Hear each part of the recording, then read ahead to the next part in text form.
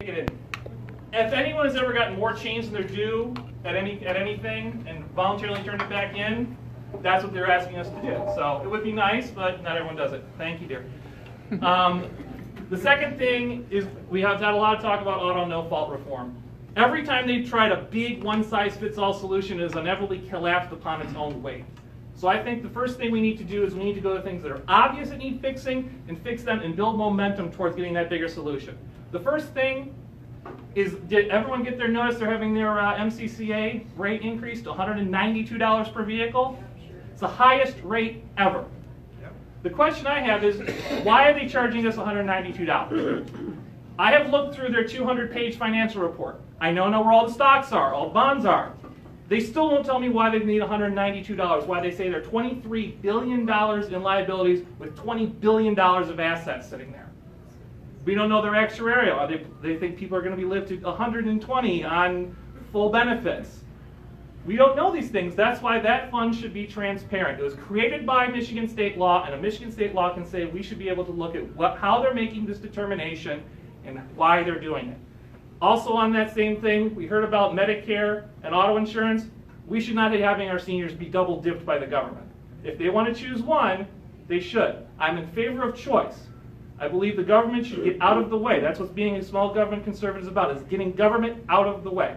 And the last thing is, obviously, I want to repeal Medicaid expansion for one simple reason. Obama said I should do it, so I want to get rid of it.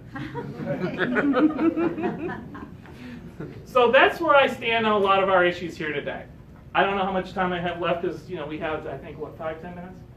So if anyone has any questions, I would be happy to answer them on any position I might hold or anything else.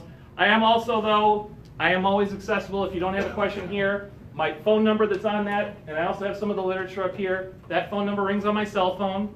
It's not a recorded line that I pick up later. I have an email that goes directly to me. I have a website that's scottsazak.com. I have a Facebook page, Twitter, Instagram. All I can do to try and get the message out there about being a consistent conservative for the 36th district. So if there's any questions, I'd be happy to answer. Yes, John? Yeah, Scott, no, you said you've been involved in political process for about 15 years, but yes. How many years have you actually worked for representatives where you've learned from them how things are done in Lansing and in Washington, where you've seen the things, how they're done, how policies formulated, and perhaps how to be influential among the other legislators? Well, I didn't want to get into the full resume, but if John's asking for the full resume. Back when I was in college, I spent about 3 or 4 months interning for Representative Candace Miller. I still remember working for Karen back then. She was always been very, very tough but fair boss. I spent about 2.5, 3 years working for U.S. Representative Thad McCotter. So I had insight into Washington issues. I held a very large number of legislative portfolios, including agriculture, foreign affairs, animal issues, transportation. So these are issues that I've cared about for a very long time.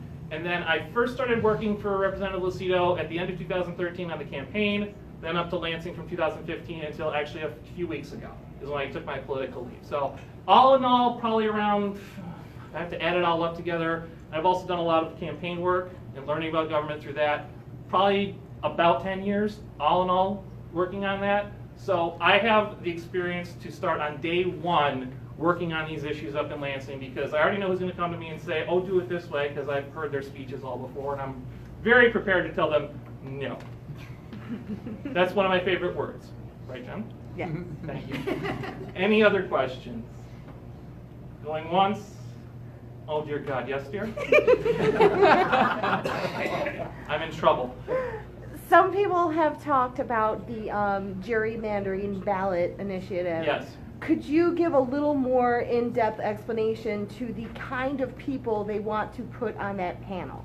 Okay, this is a fun one. Who here has either signed up for or been a precinct delegate? Just raise your hand. You're all ineligible. The 15 people they want to put on this magical committee they want to come up with this voters not politicians thing. 4 Republicans, 4 Democrats, 4 independents, and I think the Secretary says going to be a non-voting chair or something like that. If the Republicans, they could never have held elected office, run for elective office, been a donor to elective office, and I believe their spouses, children, and parents cannot have done the same. Holy cow. So let's look at this also.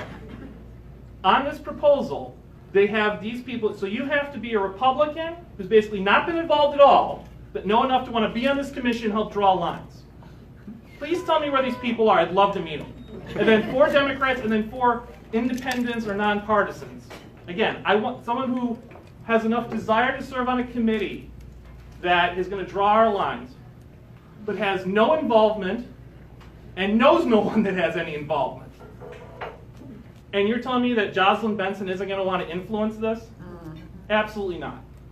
And when I was working for Congresswoman Connors when we redrew the districts last time, so I had a little bit of involvement in the congressional lines, I will defend the 14th district, which is the one they held up to show up in their little petitions, until the day I die.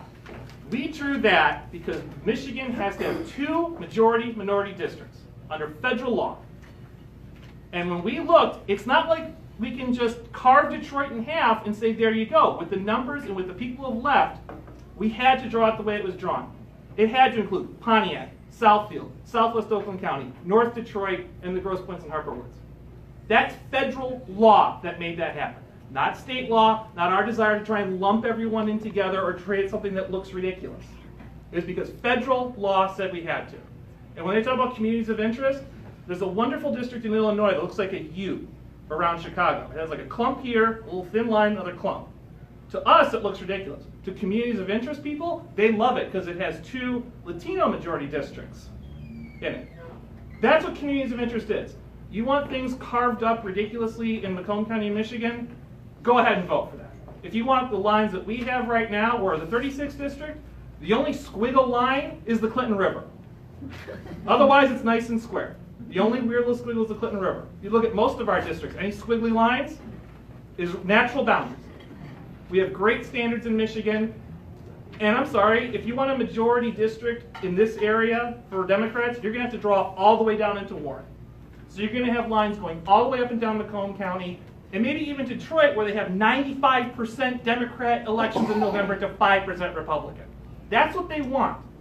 They want to have the authority to just go in and out, so they can make everything more easy for the Democrats. Don't let them lie to you. I pray to God that they get thrown off the ballot through the courts. It's what the Democrats tried the same thing in 2010 with reform Michigan government. Now, I think they're trying to do the same thing. So I hope they get thrown off the ballot through the courts, but if they don't, we're going to have to fight it at the ballot because it does sound a little, So. Anything else? Yes? No?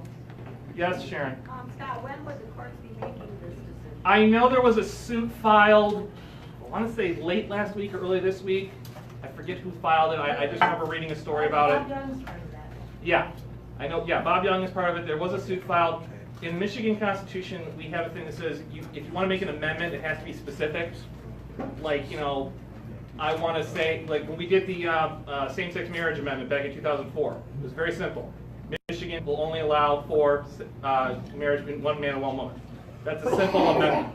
Changing, I think it's 5 articles of the Michigan Constitution.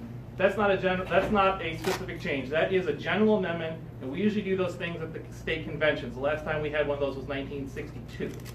And we've defeated that every few years when it's come up, that we don't want a general revision to our state constitution. But that's where I think something this large should be done. Because also, that's like the part-time legislature almost had the same issue because with the referendum power, with the veto power, there's a lot of questions that come with that issue. So. All right, he's standing here, so that means I have to shut up. So I will be around if anyone else has any questions. I'm the tall one in white. So thank you. Have a great night.